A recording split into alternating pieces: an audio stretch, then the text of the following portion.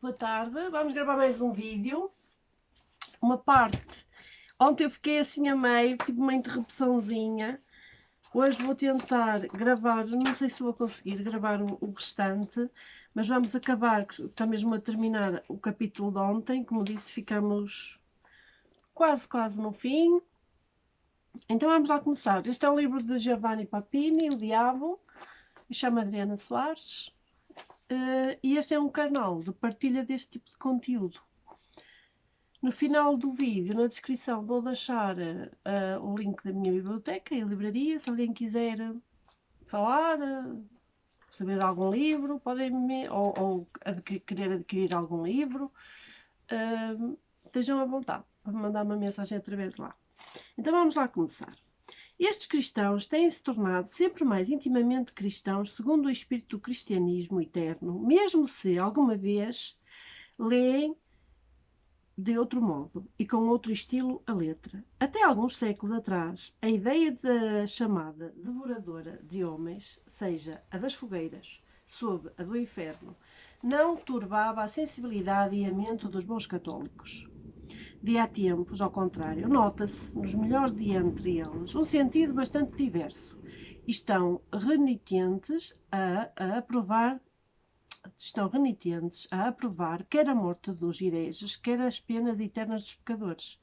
Estes cristãos, que se tornam cada vez mais cristãos, não negam a existência do inferno, mas creem e desejam que o antro da expiação possa vir a ser despovoado, quase deserto.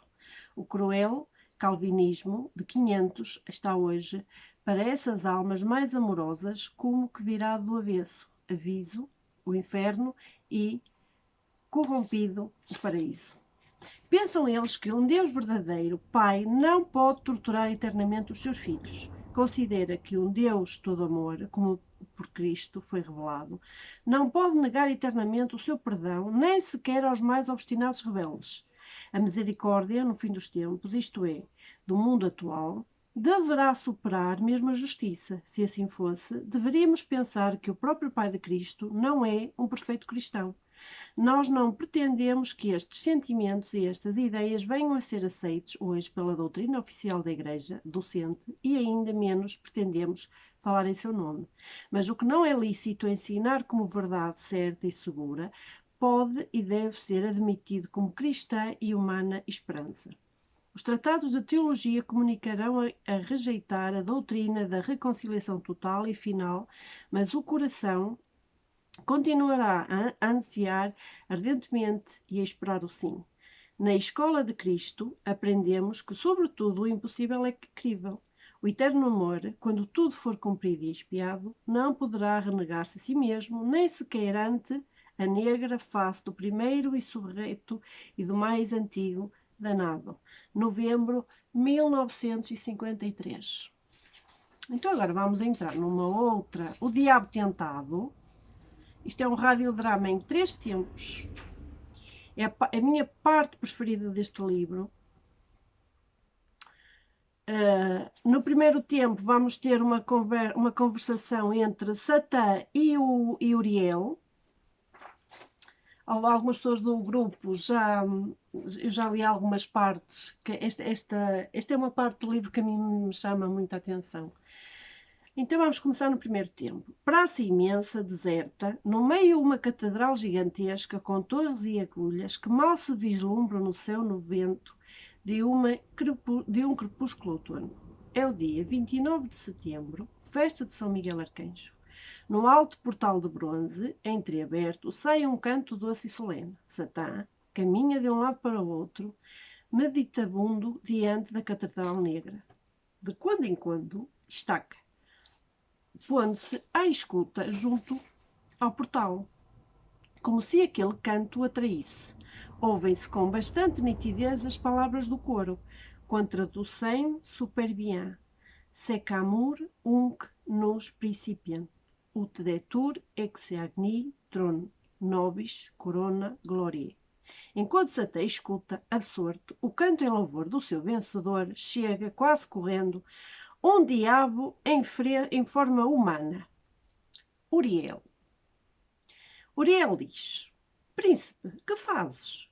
Os nossos procuram-te lá embaixo.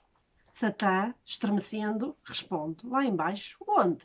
Uriel: sim, lá embaixo, no teu reino, no nosso reino. Satã: também este é o meu reino. Acaso não foi escrito que eu sou o príncipe deste mundo? Uriel diz: não te estou a reconhecer, senhor. Tu falas hoje com as palavras dos teus inimigos. Que aconteceu?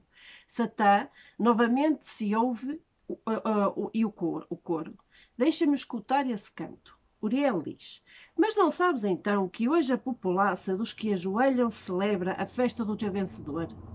E tu estás aí ao portal a escutar como uma criança que tivessem escorraçado o teatro e se contentassem ouvir as vozes através da fenda da porta?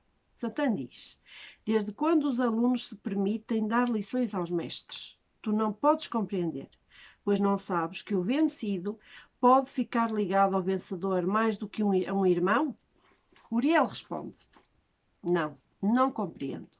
Sei que lá dentro uma turba de ovelhas estava lindo para festejar a tua derrota. E tu, Satã, o grande, dignas-te escutá-las? Satã diz a Uriel: Uriel, julgava-te mais astuto. Se eu antes tivesse imaginado de que espécie seriam os meus secazes, não teria talvez, escuta-me, se eu tivesse vencido o exército do grande chefe, não teriam sido levantadas para mim estas torres? E as multidões dos homens, sempre prontos a seguir os vitoriosos, não cantariam agora em meu louvor? Apesar de vencido, sinto-me próximo de Miguel, bem mais do que julgas. Uriel diz: nunca te ouvi falar assim, e não pensava ter alguma vez de ouvir semelhantes palavras. Satã responde: a companhia dos danados imbecilizou-te. Jamais te ocorreu, bruto das trevas, que se eu tivesse vencido Miguel, nós seríamos agora os dominadores dos céus, os legítimos representantes do bem? Uriel diz: é coisa em que eu não quero pensar. Essa fantasia seria mais uma tortura. Há de resto uma terrível voluptuosidade na nossa condição de malditos. O império do mal é tão vasto como o do bem, e tu mesmo não o ensinaste. Satã diz: mas não te disse ainda uma outra verdade, que o inferno não é senão o reverso do paraíso. Uma espada refletida na água toma a figura de uma cruz. Um incêndio espelhado no mar parece uma festa das sortes. Apesar de tudo, somos ainda irmãos daqueles que nos abateram, daqueles que deixámos lá em cima. Uriel diz: desculpa, mas não posso seguir-te. És realmente tu, o imperador do abismo, quem assim fala? Satã diz: eu cuidava falar a um gênio do fogo e reparo que tenho diante de mim um tição apagado. Nada te lembras do nosso estado primitivo? Do nosso esplendor que vencia a dos sóis, da nossa felicidade que era semelhante à de Deus? Já não sentes, seja embora por um instante, a nostalgia da altura, da luz da alegria? E mesmo que essa alegria fosse um acréscimo de tormento, deveria acaso assustar-nos a nós que somos atormentados e atormentadores, nós que somos, por essência e por condenação, nada mais do que dor? Uriel diz: tu confundes-me. Terias, por acaso, após tantos milénios, o remorso da rebelião? Não foste tu que nos persuadiste a todos à revolta e foste a causa da nossa ruína? E agora tu falas o soberbo como uma mulherzinha repudiada que sente a nostalgia da pacatez do velho lar? Essas nénias religiosas perturbam-te. Torna a ti. Abandona este lugar de pestilência. Ouve-se de novo o canto dos fiéis. Não ouves como exultam ao recordar a tua humilhação? Vem, não os ouças mais. Satã diz: tu não compreendes. Se em mim houvesse um verdadeiro arrependimento daquilo que eu usei, eu já não estaria aqui. Eu seria digno de subir de novo à minha antiga pátria, eu estaria próximo da salvação. Não se trata de remorso, mas de recordação apenas, recordação ofuscada e desesperada da felicidade perdida. O orgulho não abrandou do meu espírito. Eu não renego nada, eu não perdoo ainda aquele que nos quis perdoar. Não quis servir e contudo devo servir. Condenado começou a mais horrível servidão, a de roubar a alma aos homens. E que há de estranho se ao escravo recluso na escuridão do ergástulo se antolha por momentos a visão do céu aberto, onde um dia foi beijado pelo sol. Não foste tu também, outrora, somente luz? Uriel diz: essa recordação não pode ser para nós senão afronta e súplica. Não nos basta o que temos, deita isso fora, torna a ti e segue-me lá onde te chamam. Deixa-me só baixar aqui um bocadinho a cama.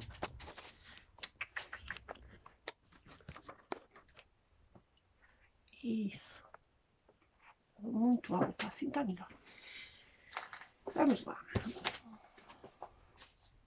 Satã diz: vai-te, deixa-me, eu não tenho medo, como tu, de redobrar a dor.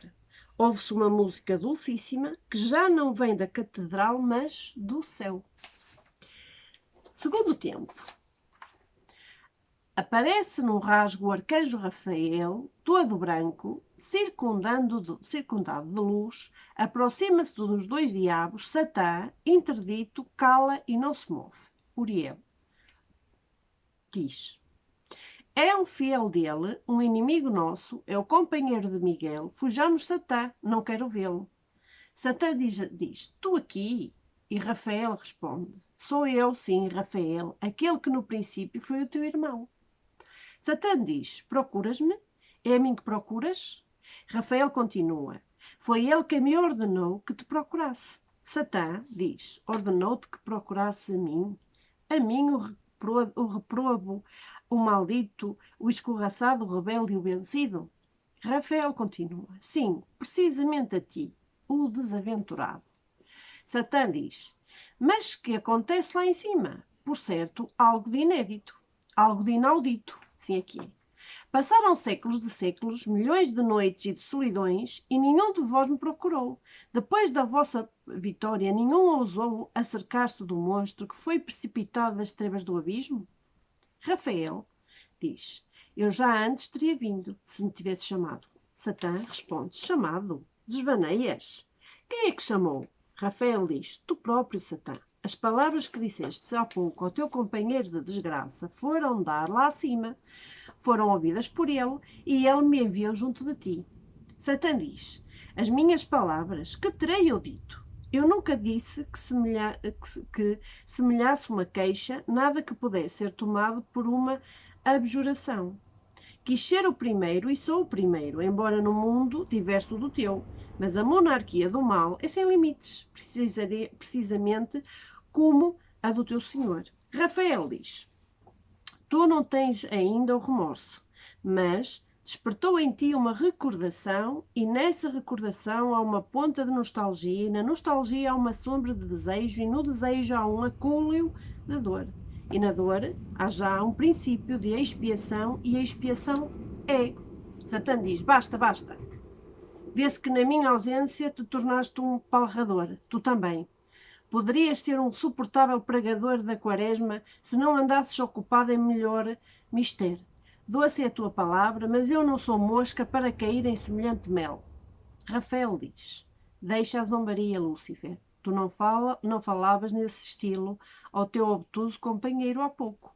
Deus aguardava, desde a primeira hora da tua condenação, as palavras que pronunciaste e despertar da tua memória a memória daquele fulgor que te embriagou. E se dessa vez mandou contra ti Miguel com todas as suas espadas de fogo, hoje me enviou a mim com as palavras do convite. Satã diz: prefiro Miguel. Miguel é um guerreiro e pode por isso compreender a minha violência e a minha humilhação. Como vês, eu estava escutando este portal, o hino, seu louvor. Rafael diz: Miguel será o primeiro a acolher-te quando voltares, se quiseres voltar. E todos os teus antigos companheiros esperam, comigo, que antes da morte dos tempos voltarás. A saudade da tua primeira glória te incita a recuperá-la. Na certeza dessa saudade, aquele que te amou e te amaldiçoou me mandou a procurar-te. Santa diz: o velho senhor age sempre com demasiada pressa, agora como então. Talvez eu não fosse digno de uma palavra tão inexorável, assim como talvez não seja digno desta piedosa solitude. Diz-lhe que aguarde, é o seu mister. Rafael continua: o sarcasmo é a máscara da tua angústia. Atira fora a máscara e escuta-me. Deus sofre por ti, não de hoje. O Senhor Amor te espera desde o próprio dia em que sua justiça te feriu. Satã continua: de veras? Deseja realmente tornar a ver-me? Não posso acreditá-lo. Porque não deu, então, sinal antes de hoje, sabendo, embora, quanto é horrenda a minha sorte e que estragos eu faço no meio dos homens dos seus filhos amados. Rafael diz, Deus não podia dar e não pode dar o primeiro passo. Por ti mesmo, pela tua soberba, foste precipitado. Por ti mesmo, com a tua humildade, tornarás a subir. Satã diz, mas se não erro, foi ele quem me criou. Criou-me, portanto, capaz de soberba, de raiva e de todo o mal. Qual é o pai que castiga um filho seu, se este nasce escamoso como uma cobra ou peludo como um urso? Rafael continua. A tua mente ainda está entenebrecida pela queda. Tu esqueces que dele recebeste, entre outros, um dom verdadeiramente divino, a liberdade. Se abusaste dessa liberdade para te revoltares, a culpa é tua e só tua. Satã diz, de acordo, se uma criança ignorante eu faço o dom divino do fogo, a culpa é sua. Se incendeia a casa. Rafael, não blasfemes. Tu não eras um rapazinho ignorante, mas o mais perfeito, o mais sapiente e o mais alto dos anjos. Satã, e precisamente por isso fui tentado a igualá-lo. Se me tivesse feito simples de espírito, como o Miguel e como tu, eu não teria caído. Rafael diz, repara, mesmo nessas palavras, aflora, sem que o queiras, o arrependimento. Não o escondas, em vez de o sufocar, confessa-o. Tens diante de ti alguém que te amou e quereria salvar-te. E pensa na dor de Deus infinita como ele é infinito. A sua dor de ter de transmudar em príncipe do mal aquele que mais do que todos lhe era semelhante e próximo. Satã diz, a dor de Deus, mas que Deus pode sofrer? O perfeitíssimo pode ser turbado pela imperfeição? Rafael, Deus é amor, e não há amor sem dor. Se ele não tivesse sofrido pela infelicidade humana, teria porventura feito descer à terra o seu primogênito para ser o homem das dores? Satã continua. Conheci-o em pessoa, o teu homem das dores, alguns séculos atrás. Tivemos mesmo juntos algumas conversas lá no deserto da Judeia. De facto, não me agradava aquele homem-deus ou aquele deus-homem. Devo até concordar em que ele me tratou assaz cortesmente e não brutamente, como tinha feito o teu fagoso Miguel. Mas se deveras era Deus, enviado por Deus, porque não me ofereceu a sua paz? Por último disse-me, vá de retro. E eu pus-me a recuar. E tanto recuei que me apetece agora refazer o caminho andando em frente. Rafael diz, Deus aguardava um sinal teu, como te disse, mas tu, ao contrário, demonstraste que eras sempre o mesmo frenético de orgulho, tanto assim que pediste a Cristo, ao Filho de Deus, de se prostrar a teus pés e adorar-te. Satã responde, mas não viera ele para perdoar a todos? E não pregava o amor para com os inimigos? Eu era o adversário, o inimigo por excelência, e pertencia-lhe dar o exemplo, oferecendo-me o seu perdão e o seu amor. Rafael responde, ele tinha descido à terra para salvar das tuas garras, as tuas vítimas, os homens, e não por ti. E tu, na verdade, entraste em Judas e, sob a figura do discípulo, vendeste-o aos seus algozes. Satã responde, também dessa vez perdi a partida e agora não quero recomeçar. Rafael, tu que és o enganador, queres-te enganar a ti mesmo. Deus, porém, que é só amor, a ninguém abandona, nem mesmo a ti, que foste o primeiro a abandoná-lo. Se a paixão do filho resgatou os homens da paixão do pai, poderá resgatar os anjos rebeldes. Se à sua dor responder a tua dor, serás salvo. Satã diz, e por que espera então o misericordioso? Não sou todo eu dor? Porventura eu não mais do que dor, desde o dia em que fui abismado na grande treva? Rafael continua, enganas-te, a tua não é a verdadeira dor, mas um enroscar de serpentes, feito de soberba ferida, de cólera impotente, de rancor vil, de vingança furibunda. Tu sofres, e com justiça, mas ainda te não alçaste à tristeza purificadora. Uma vibração de verdadeira dor percorreu, no entanto, as palavras que dizias ao teu subalterno relutante quando recordavas a beatitude perdida, quando pensavas que terias podido ainda estar sem aquela louca insurreição à direita do trono de Deus. Satã continua. As tuas palavras produzem em mim um estranho efeito.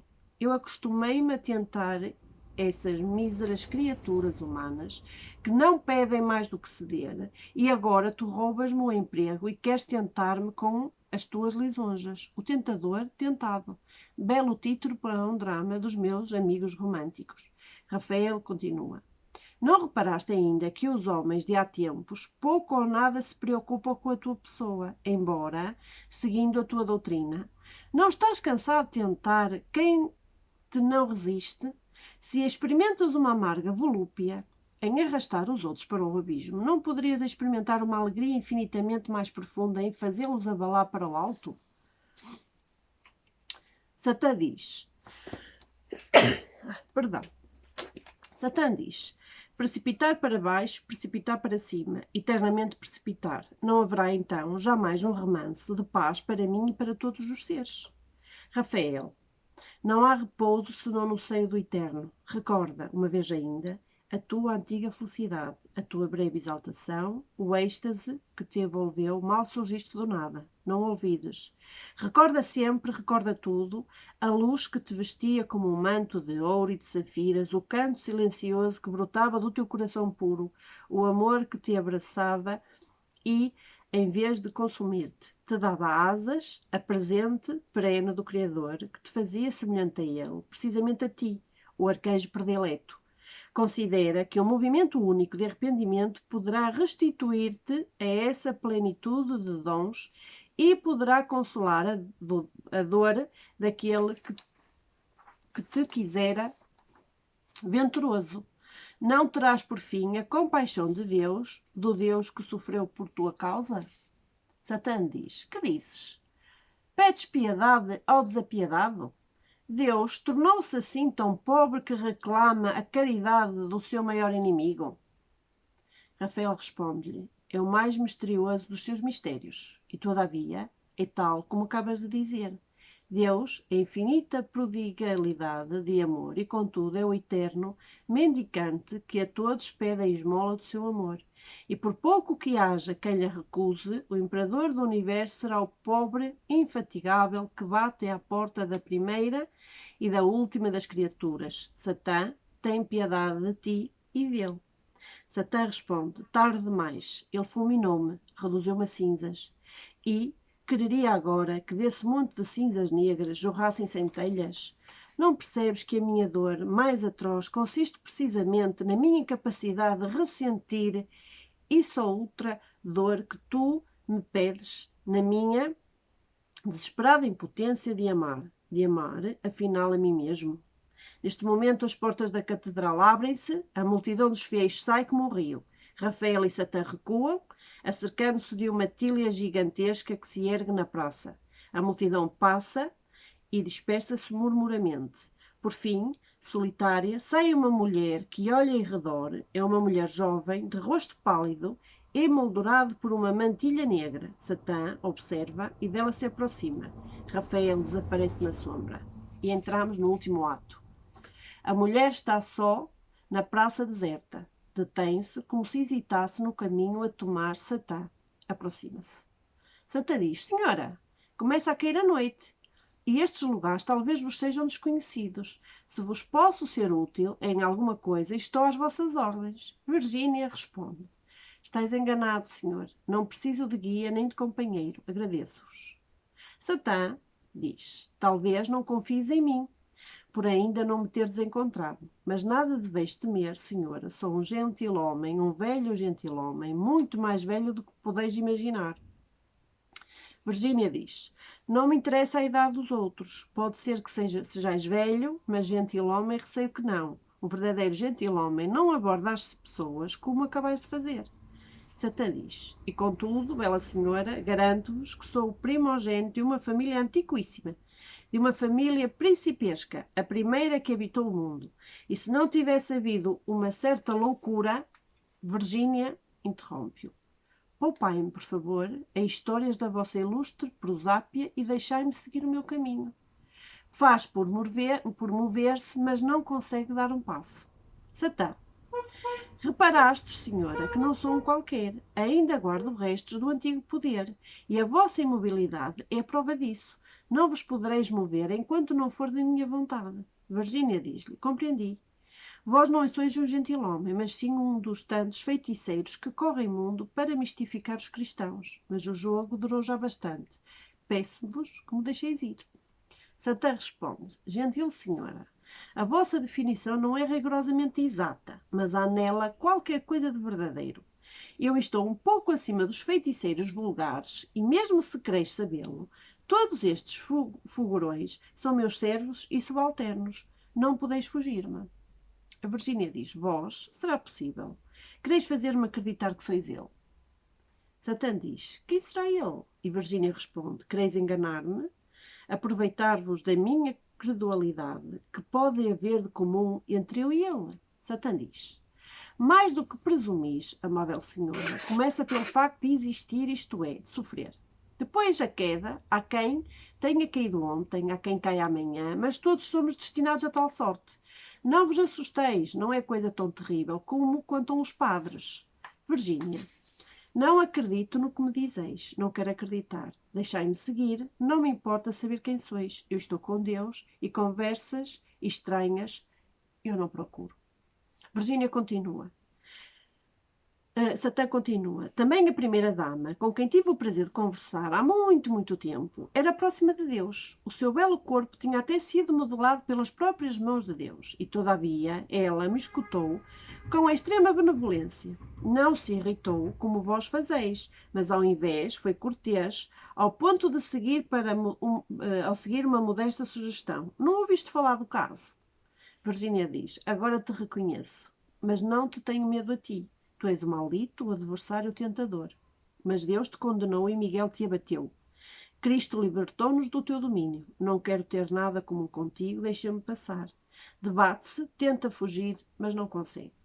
Satã continua. Finalmente compreendestes quem eu era e eu sei quem tu és. Tu és Virgínia, a filha do famoso poeta. Aquela que jamais conheceu um homem e deseja tornar-se esposa de Cristo. Agora que as apresentações estão feitas, conversa-se melhor. Quebrou-se o gelo e a confiança pouco a pouco há de vir. Virgínia diz, a confiança? Queres a confiança? Tê-la-ás. Aceito o repto. Disse-te já que não tenho medo de ti. Na minha alma tenho um aliado bastante mais forte do que tu. Satã diz-lhe, de tal não duvido, cara donzela. Aqui estou para o testemunhar. Mas, bem sabes que em toda a criatura humana há dois partidos, o partido do espírito e o da carne.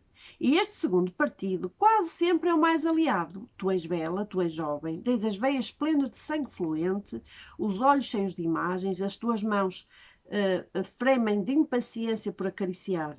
Todas as esperanças não estão perdidas. Virgínia diz ainda, apesar de seres um demónio, a tua inteligência diabólica desta vez está em falta. Eu não sou daquelas mulheres que pasmam ou desmaiam às primeiras investidas dos teus iguais, mas, visto que me tens aqui pregado ao chão, na tua presença, vou falar-te com a confiança que parece que desejas. Permitirás a uma humilde mulher falar livremente ao príncipe deste mundo? Satã responde, com grande prazer. Eu fui sempre goloso de novidades. As mulheres até hoje ou me obedecem ou me fogem. Estou curioso de ouvir o que queres dizer-me. Virgínia diz a Satã, agradeço-te a condescendência. Quero dizer-te o que nenhum homem talvez pensou ou desejou dizer-te. Tu és a encarnação do mal e eu não posso amar o mal. Mas neste momento vou esforçar-me por ver em ti somente o antigo arcanjo. A tua alma foi criada no princípio por Deus e essa alma eu posso amá-la sem pecado. Satã responde, uma declaração de amor a mim? Virgínia continua. Esquece por um momento de seres o maligno e escuta-me. Contempla, tu que o podes fazer melhor do que nós, o espetáculo do mundo. Tu sabes que o género humano se tem tornado sempre mais louco e que as suas loucuras têm multiplicado as suas misérias e que essas misérias multiplicam as loucuras. Desde que os homens começaram a descrer da tua existência, têm-se ido tornando cada vez mais teus servos. Já nem sequer precisas de os tentar. Vêm ter contigo aos enxames, como de noite os insetos em redor da lâmpada. Praticam as tuas máximas sem o saber. Aceitam o código mesmo antes de o terem lido. Não te peço compaixão para eles. Sei que és incapaz de compaixão. Dirijo-me a ti somente, à tua dignidade de príncipe. Não estás cansado de tanta docilidade?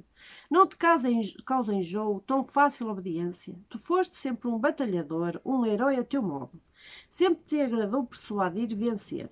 Que satisfação podes tirar dessas turmas de ovelhas ferozes que nem ao menos te reconhecem como pastor ou como lobo e se tornam tuas escravas antes que abras a boca ou que levantes um dedo? No teu caso, eu até me envergonharia dessa universal passividade e me afastaria do jogo, que já nem é jogo, à míngua de resistência e luta. Satã diz: há verdade no que dizes. Confesso-te que me aborreço cada vez mais sobre a terra, no meio destes rebanhos danados e murchos. No entanto, a vitória, em qualquer modo que seja obtida, dá sempre prazer. Outros prazeres não me são concedidos do tempo em que. E Virgínia diz: que tempo? De quando eras inocente e belíssimo e estavas junto ao grande coração de Deus? E não poderias lá tornar? Deus me inspira neste momento a revelação de um grande segredo. Ele não pode perdoar-te porque pecaste contra ele, mas os homens podem, sim, perdoar-te, porque aquilo que fizeste e fazes contra eles é um efeito da tua condenação e não da tua vontade. Se os homens te perdoassem no fundo do coração todo o mal que lhes fizeste e quiseste fazer, terias a coragem de pedir perdão a Deus? Responde sem zombares de mim, imploro-te, em nome da tua primeira essência celeste. Satã responde: perdoar-me? Parece-me já ter ouvido isso na Judeia há muitos séculos, umas palavras semelhantes, mas não encontro lugar no meu dicionário. Deixa-me que eu te recomponha da surpresa e talvez que eu me recomponha da surpresa e talvez te responda. E Virgínia diz: não recorras a grosseiras escapatórias, tu, inimigo de ti mesmo, mais do que dos homens. Fizeste cair o género humano por meio de uma mulher. E agora é uma mulher que te propõe levantar-te. Não sou realmente senão uma simples mulher desconhecida, débil, pobre de sabedoria e de experiência, e contudo estou certa de que Deus me dará a força de manter o que te prometo em nome de todos. Os homens te perdoarão se prometes deixá-los em paz e reconciliar-te com Deus. Nenhum jamais te fez esta oferta, mas eu ouso fazê-la, porque o amor me torna temerária e porventura imprudente, mas o amor não tem dúvidas nem medos. O Filho de Deus ordenou-nos que amemos até aos nossos inimigos. E não és tu o mais encarniçado e cruel dos nossos inimigos? Tens assim o direito de ser por nós amado mais do que qualquer um. Satã diz: mulher, estás desvairada. Lembra-te quem é aquele a quem ousas fazer tal oferta. Os homens, bem sei, amam o mal. Mas será possível a um cristão amar o próprio soberano do mal? Virgínia diz: já te disse, e eu não amo o mal. Mas tu és igualmente uma criatura de Deus e foste um dos filhos prediletos de Deus. Hás de conservar alguns traços de uma natureza primitiva. Bastava que tivesses ficado em ti o infinitésimo da recordação e do desejo dessa luz. Eu amo em ti o que foste no tempo feliz. Amo em ti o futuro filho pródigo, que voltará um dia à casa do Pai. Satã diz: amar, amor, perdão, são palavras estranhas e esquecidas dos meus ouvidos e ainda mais da minha alma. Nenhum homem, nenhuma mulher jamais me falou como tu me falas. Estou como alguém despertado, um sobressalto e que não consegue aprender claramente o que lhe dizem. Virgínia diz: acorda, pois, e escuta. Os céus estão abertos diante de ti outra vez. Tu fizeste cair o homem e o homem para se libertar a si e a ti. Há de erguer-se do abismo em que te afundas. Todos havemos de orar pela tua salvação como nunca até hoje oramos. Basta que haja um vislumbre de saudade, um rebate de remorso, uma centelha de amor, nós faremos o resto. Satã diz: mas poderá existir uma criatura humana capaz de amar-me? Os homens, até agora, têm sido meus escravos, meus inimigos. Cederam-me ou odiaram-me, nenhum me chegou a amar, porque nenhum consegue sequer imaginar que me ama. Amar significa a identificação com o amado. Quem quererá ensimismar-se com a criatura mais malvada e infeliz do universo? devaneios, Virgínia. Não sabes o que dizes e o que prometes. Virgínia diz, e contudo, encontrei em algumas das tuas palavras uma sombra de pena, um tom de nostalgia. Tu não esqueceste de todo a infinita felicidade que foi tua. Tu confessaste ter chegado ao tédio do teu domínio, demasiadamente fácil. Tenta dar outro passo, só mais um, e hás de compreender-me. Satã diz, deixa-me, és livre. Já te não retenho, não poderei mais esquecer-te, mas deixa-me agora, foge. Virgínia diz, não quero fugir. Agora que rompeste o cerco do encanto que me prendia ao chão e que posso livremente ir para casa, não quero abandonar-te. Aquela que não esquecerás tem ainda alguma coisa a dizer-te. Satã diz, deixa-me só com a minha incurável dor. E Virgínia continua, mas é precisamente essa dor o meu ponto de apoio e o meu penhor de esperança. Eu poderia falar-te das inúmeras dores que fazem delirar os homens e que são obra tua. Poderia falar-te dos furores dos povos, do sangue que alaga dia a dia a terra, do infindável pranto noturno dos feridos e dos pecadores, da infâmia que envilece e corrompe as almas sem conta, da aflição que tritura e torce tantos corações, das incuráveis epidemias, do ódio, da cupidez, da vileza e do pecado, de tudo o que humilha, mortifica, dilacera, infecta e consome os meus irmãos por tua culpa. Mas eu não quero falar-te na dor dos homens. Eu faço apelo à tua dor, ao teu desejo inconfessado de tornar à glória. Eu faço fica-pé na tua memória, não de todo abolida, na tua saciedade milenária, na tua desesperação por ter de sempre desesperar. Eu chamo-te em socorro de ti mesmo. Satã disse, vai-te, repito, ofereces-me o impossível, as tuas palavras redobram a minha tortura. Tu própria, que dizes amar-me, não me amas, visto que me fazes sofrer. E Virgínia diz, se tiveres coragem para te renegares a ti mesmo, eu prometo o perdão do género humano. Se tiveres força para tornares a ser o que foste, eu prometo o amor do género humano. Entretanto, como ínfimo sinal, aceita o meu amor. Satã diz, eis o tentador tentado. O que não conseguiu um arcanjo, conseguirá porventura uma mulher? Seria demasiado absurdo acreditar no que me ofereces, pois a lampejar diante dos meus olhos o impossível. Como poderei crer em ti? Também eu fiz tantas promessas, e não eram senão laços e alçapões. Poderei jamais crer em ti? Vai-te embora, digo-te, deixa-me. E Virgínia diz, vou deixar-te. Mas tu mesmo, há pouco disseste uma palavra que conforta a minha esperança. Disseste que não poderias esquecer-me.